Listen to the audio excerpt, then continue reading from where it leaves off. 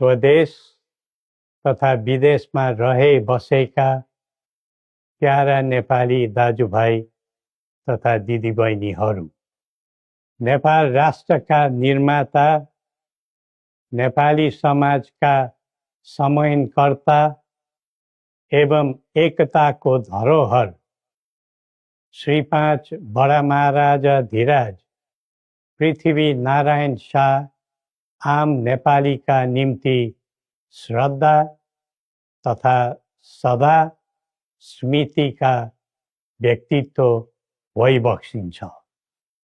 मौसुफको 304औं जन्म जयन्ती तथा राष्ट्रिय एकता दिवसका उपलक्ष्यमा हामी उहाँलाई नमन गर्दै श्रद्धा सुमन अर्पण गर्दछौँ। जस्तोसुकै शक्तिसँग पनि सङ्घर्ष गरेर राष्ट्र एकीकरणमा सबै जात, सबै धर्म र सबै क्षेत्रका नेपालीको सक्रिय, सबल र सफल नेतृत्व गरेको शाहवंशीय राज संस्थाको इतिहास सबैका सामु छर्लङ्ग छ। नेपाली जनताको खुसी र समृद्धिलाई नै आफ्नो रुचि ठान्ने शाहवंशीय परम्परा रहँदै आएको छ। बडा महाराज धीराजको मार्ग निर्देशनको परिधिमा रही हामीले नेपाली जनको एकता र वृद्धिमा जोड दिँदै आएका थियौँ र छौँ। तर कालान्तरमा कतैबाट उत्पन्न अवाञ्छित भ्रमको चपेटामा देश पर्यो। झन्डै 2 दशक अघि शान्ति ल्याउँछौँ र आर्थिक प्रगतितर्फ देशलाई लैजान्छौँ र स्थायित्व दिन्छौँ भनेर सत्तामा पुगेका दलहरूको चाहना अनुसार हामीले श्रीपेच र राजदण्ड, जनताको नासो जनताकै सुरक्षित संरक्षणमा बुझाइ सहयोगी नियतका साथ राजकाजबाट बाहिरै रहेको सर्वविदितै छ। यो दायित्वबाट पलायन वा निषेधित राजनीतिका निम्ति कमजोरीको अनुमोदन थिएन, न त यो भावना आम जनतामा नै थियो। नारायणहिटी राजदरबारबाट हामी बाहिरिएको करिब 2 दशक बित्दा पनि देशले सामना गरिरहनु परेको सङ्कटले हामीलाई चिन्तित तुल्याएको छ। हिजो देश नबनेकोमा चिन्ता थियो, आज देश नै नबच्ने हो कि भन्ने निराशा पैदा भएको छ।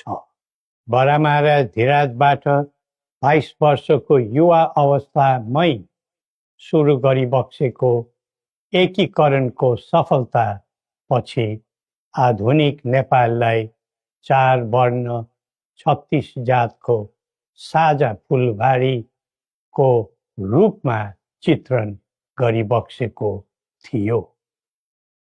यो मुलुक राजाको मात्र होइन, जनता र राजाको समान स्वामित्वको देश हो भन्ने सन्देश पनि दिइबक्सेको थियो।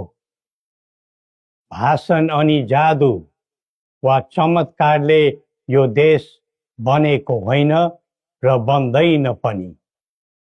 सबै जात, धर्म र क्षेत्रका नेपालीको साझा प्रतिनिधिका रूपमा काम गरेको राज संस्था जनताले सुम्पेको जिम्मेवारीबाट विमुख हुनै सक्दैन।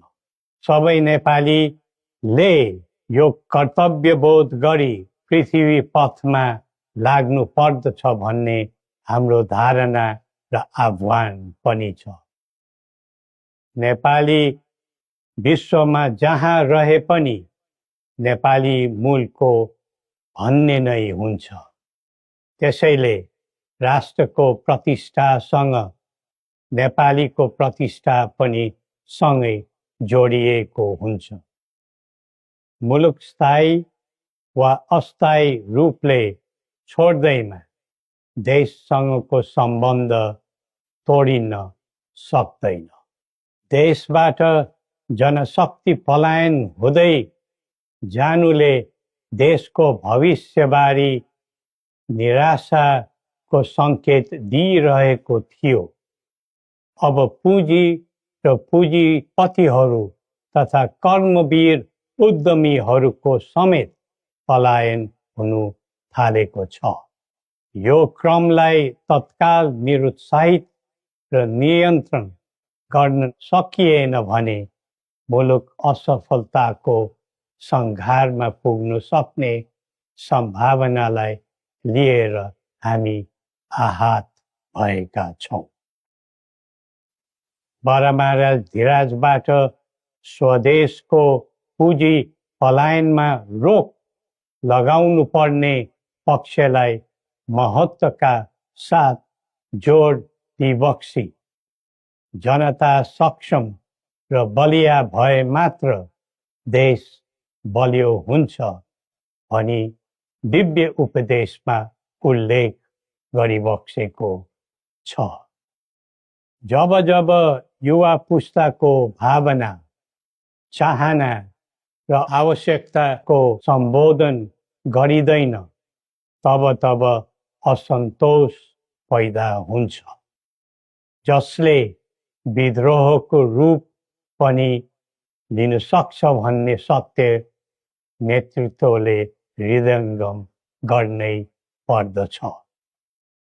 नेतृत्वले पटक पटक युवालाई प्रयोग मात्र गर्ने तर उनीहरूको आवश्यकता बुझेर काम नगर्ने प्रवृत्तिले युवामा असन्तोष जन्मेर देशमा जनधनको हानि भयो।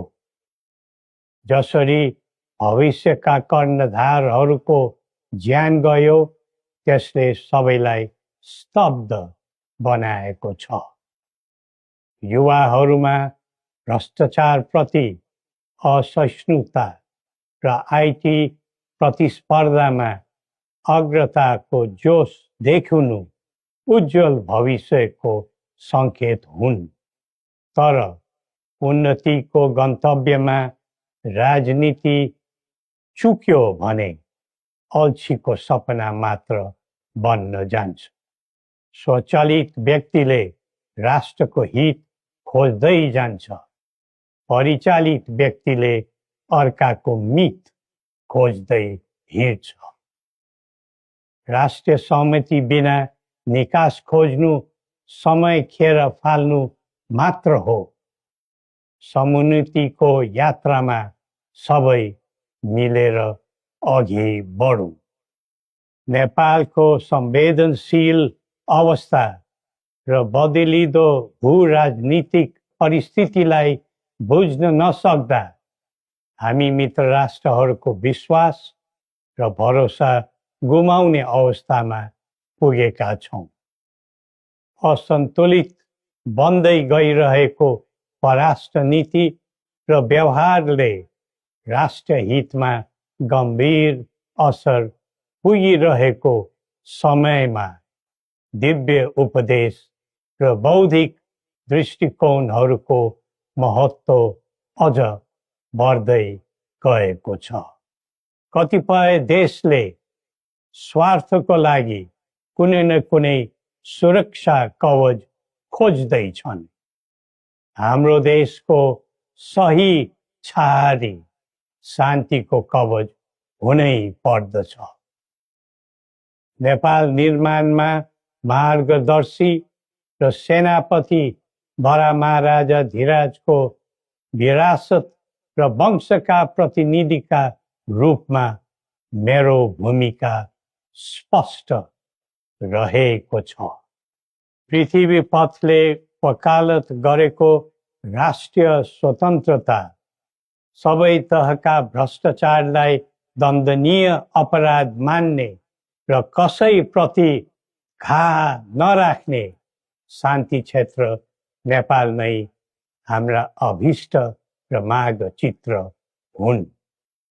जनताको चाहनाबाट कझै निर्धारित हुनुपर्ने परिकल्पना पृथ्वी पथका मौलिक आकांक्षा हुन्। अन्तमा जनता र राजाले एकीकरण गरेर निर्माण गरेको नेपाल राष्ट्रको समग्र हितलाई आत्मसात गर्दै सबल राष्ट्र बनाउने महान कार्यमा सबैलाई जुटाउँ र नेपाललाई फेरि उठाउँ। श्री गोरखनाथले हामी सबैलाई सत् बुद्धि दिउन्। जय नेपाल।